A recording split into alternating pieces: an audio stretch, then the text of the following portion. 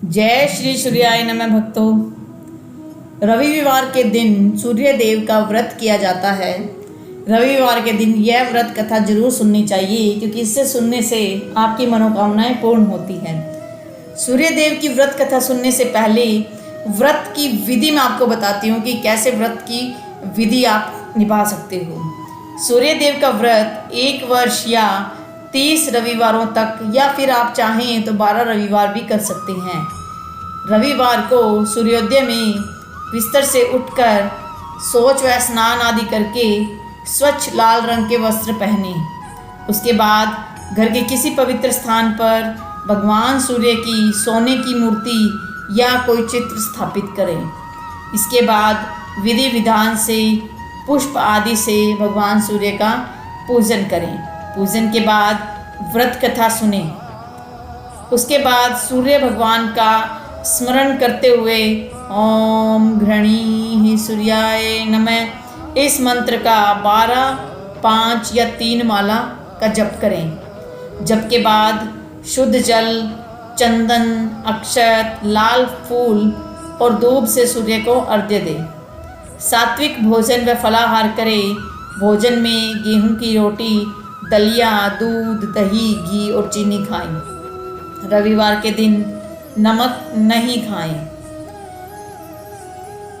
सूर्य का जो मंत्र है ओम घृणी सूर्याय नमः, उसका पाठ आप सूर्य को जल चढ़ाते समय भी करें। सर्व मनोकामनाओं की पूर्ति हेतु भगवान सूर्य का व्रत श्रेष्ठ है। इस व्रत की विधि इस प्रकार है। प्रातः काल में जब आप शौच आदि से निवृत्त होकर स्वच्छ वस्त्र धारण कर लेते हो, तो आप इस व्रत को प्रारंभ कर सकते हो। व्रत की कथा में एक बुढ़िया माई की कथा का वर्णन है। एक बुढ़िया माई थी, उसका बहुत ही साधारण सा नियम था कि वह हर रविवार को सवेरे स्नान करके गाय के गोबर से घर को लीपकर भोजन तैयार कर भगवान का भोजन लगाती थी, भोग लगाती थी। ऐसा व्रत करने से उसका घर धन धान और आनंद से भरा हुआ था। इस तरह कुछ दिन बीत जाने पर उसकी पड़ोसन विचार करने लगी कि यह वृद्धा सर्वदा मेरी गौ का गोबर ले जाती है, इसलिए वह अपनी गाय को घर के भीतर बांधने लगी। बुढ़िया को गोबर न मिलने से रविवार के दिन वह अपने घर को न लीप सकी, इसलिए उसने न तो भोजन बनाया और न ही भगवान का भोग लगाया, तथा स्वयं भी उसने भोजन नहीं किया। इस प्रकार उसने निराहार व्रत किया। रात हो गई और वह भूखी सो गई। रात में भगवान ने उसे स्वप्न में दर्शन दिए और भोजन न बनाने और भोग न लगाने का कारण पूछा। बुढ़िया माई ने कहा, आज मुझे घर लीपने के लिए गाय का गोबर नहीं मिला, जिससे हमारा घर शुद्ध नहीं हुआ और मैं खाना नहीं बना पाई और न ही आपको भोग लगा पाई। तब भगवान ने कहा, माता, हम तुमको ऐसी गाय देते हैं जिससे सभी इच्छाएं पूर्ण होती हैं, क्योंकि तुम हमेशा रविवार को गाय के गोबर से घर लीपकर भोजन बनाकर मेरा भोग लगाकर खुद भोजन करती हो। इससे मैं खुश होकर तुमको एक वरदान देता हूँ तथा अंत समय में मोक्ष देता हूँ। स्वप्न में ऐसा वरदान देकर भगवान अंतर्ध्यान हो गए, और जब वृद्धा की आँख खुली तो वह देखती है कि आंगन में एक अति सुंदर गाय और बछड़ा बंधे हुए हैं। वह गाय और बछड़े को देखकर बहुत खुश हुई और उनको घर के बाहर बांध दिया, वहीं खाने को चारा डाल दिया। जब उसकी पड़ोसन ने बुढ़िया के घर के बाहर एक अति सुंदर गाय और बछड़े को देखा तो द्वेष के कारण उसका हृदय जल उठा, और जब उसने देखा कि गाय ने सोने का गोबर किया है तो वह उस गाय का गोबर ले गई और अपनी गाय का गोबर उसकी जगह पर रख दिया। वह प्रतिदिन ऐसा करती और सीधी सादी बुढ़िया को इस बात की खबर नहीं थी। जब ईश्वर ने सोचा कि चालाक पड़ोसन के कर्म से बुढ़िया तो ठगी जा रही है, भगवान ने संध्या के समय अपनी माया से बड़े जोर की आंधी चला दी। बुढ़िया ने अंधेरी के भय से अपनी गाय को घर के भीतर बांध लिया। प्रातः उठकर जब वृद्धा ने देखा कि गाय ने सोने का गोबर दिया है तो उसके आश्चर्य की सीमा न रही और वह प्रतिदिन गाय को घर के भीतर बांधने लगी। उधर पड़ोसन ने देखा कि बुढ़िया गऊ को घर के भीतर बांधने लगी है और उसका सोने का गोबर उठाने का दाव नहीं चलता, तो वह ईर्ष्या से जल उठी और कुछ उपाय न देखने पर उसने राजा को जाकर कहा, महाराज, मेरे पड़ोस में एक वृद्धा के पास ऐसी गाय है जो आप जैसे राजाओं के ही योग्य हैं, पर रोज सोने का गोबर देती है। आप उस सोने से प्रजा का पालन कीजिए, वह बुढ़िया इतने सोने का क्या करेगी। राजा ने ये बात सुनकर अपने दूतों को वृद्धा के घर से गाय लाने की आज्ञा दी। वृद्धा प्रातः ईश्वर का भोग लगा भोजन करने ही जा रही थी कि राजा के कर्मचारी गाय खोल कर ले गई। बुढ़िया काफ़ी रोई चिल्लाई, किंतु कर्मचारियों के समक्ष कोई क्या कहता। उस दिन वृद्धा गाय के वियोग में भोजन न खा सकी और रात भर रोकर ईश्वर से गाय को पुनः पाने के लिए प्रार्थना करती रही। उधर राजा गाय को देखकर बहुत प्रसन्न हुआ, लेकिन सुबह जैसे ही वह उठा सारा महल गोबर से भरा दिखाई देने लगा। राजा ये देखकर घबरा गया। भगवान ने रात में राजा से स्वप्न में कहा, राजा, गाय उस बुढ़िया को लौटाने में ही तेरा भला है। उसके रविवार के व्रत से प्रसन्न होकर मैंने उसे गाय दी थी। प्रातः होते ही राजा ने वृद्धा को बुलाकर बहुत से धन के साथ सम्मान सहित गाय व बछड़ा लौटा दिए। उसकी पड़ोसन को बुलाकर उचित दंड दिया गया। इतना करने के बाद राजा के महल से गंदगी दूर हो गई। उसी दिन राजा ने नगरवासियों को आदेश दिया कि राज्य की तथा अपनी समस्त मनोकामनाओं की पूर्ति के लिए रविवार को व्रत करो। व्रत करने से नगर के लोग सुखी जीवन व्यतीत करने लगे। कोई भी बीमारी या प्रकृति का प्रकोप उस नगर पर नहीं होता था।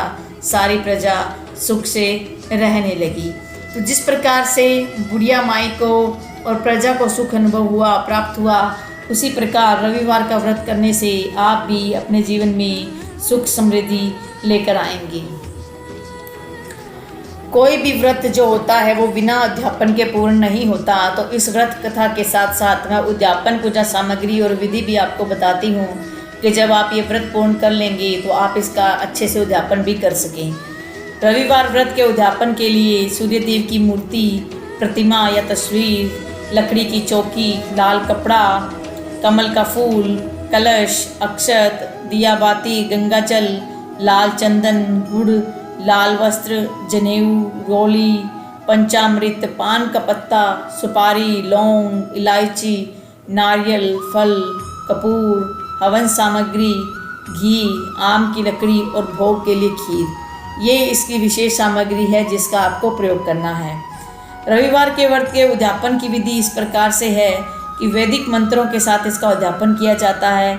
अगर आपको वैदिक मंत्रों की जानकारी न हो तो आप किसी पंडित को बुलाकर उद्यापन विधि पूर्वक करवा सकते हैं। लेकिन अगर आप स्वयं ही व्रत का उद्यापन करना चाहते हैं तो इसके लिए सबसे पहले प्रातःकाल उठकर स्नान कर लें, पूजा की तैयारी करें। एक चौकी में लाल रंग का कपड़ा बिछाकर गंगा जल छिड़क कर शुद्ध कर लें। फिर चौकी में भगवान सूर्य की प्रतिमा या तस्वीर स्थापित करें। चौकी के बीच में जल से भरा एक कलश रखें। भगवान को लाल वस्त्र चढ़ाकर चंदन, रोली, अक्षत, जनेऊ आदि अर्पित कर फूल, फल, भोग और पंचामृत चढ़ाएं। अब धूप दीप दिखाएं। सूर्य देव के साथ ही भगवान गणेश की भी पूजा करें। इसके बाद रविवार की व्रत कथा पढ़ें और सूर्य देव की आरती करें और पंडित को दक्षिणा दे दें। तो ये है इसकी विधि। अब इसकी आरती इस प्रकार से है, वो भी थोड़ा सुन लीजिए आप। ओम जय सूर्य भगवान, जय हो दिनकर भगवान, जगत के नेत्र स्वरूपा तुम हो त्रिगुण स्वरूपा, धरत सब ही त्वध्यान। ओम जय सूर्य भगवान, ओम जय सूर्य भगवान। सारथी अरुण है प्रभु तुम, श्वेत कमल धारी, तुम चार भुजाधारी। अश्व है साथ तुम्हारे, अश्व है साथ तुम्हारे, कोटि किरण पसारे, तुम हो देव महान। ओम जय सूर्य भगवान। उषा काल में जब तुम उद्याचल आते, प्रभु तुम उद्याचल आते, सब तब दर्शन पाते, तब सब दर्शन पाते, फैलाते उजियारा, जागता तब जग सारा, करे सब तब गुणगान, ओम जय सूर्य भगवान। संध्या में भुवनेश्वर अस्ताचल जाते, गोधन तब घर आते, गोधूली बेला में, हरे घर हरे आंगन में, होत्व महिमा गान, ओम जय सूर्य भगवान। देव तनुज नर नारी, ऋषि मुनिवर भजते, आदित्य हृदय जपते, स्तोत्र ये मंगलकारी, इसकी है रचना न्यारी, दे नव जीवन दान, ओम जय सूर्य भगवान। तुम हो त्रिकाल रचिता, तुम जग के आधार, महिमा तब अपरम पार, प्राणों का सिंचन करके भक्तों को अपने देते, बल बुद्धि और ज्ञान, ओम जय सूर्य भगवान। भूचर जलचर खेचर सबके हो प्राण तुम्ही, सब जीवों के प्राण तुम्ही, वेद पुराण बखाने, वेद पुराण बखाने, धर्म सभी तुम्हें माने, तुम ही हो सर्वशक्तिमान, ओम जय सूर्य भगवान। पूजन करती दिशाएं, पूजे 10 दिग्पाल, तुम भुवनों के प्रतिपाल, ऋतुएं तुम्हारी दासी, तुम शाश्वत अविनाशी, शुभकारी अंशुमान, ओम जय सूर्य भगवान, ओम जय सूर्य भगवान। जय हो दिनकर भगवान, जगत के नेत्र स्वरूपा, जगत के नेत्र स्वरूपा, तुम हो त्रिगुण स्वरूपा, तुम हो त्रिगुण स्वरूपा, धरत सब ही तव ध्यान, ओम जय सूर्य भगवान, ओम जय सूर्य भगवान। जय सूर्याय नमः।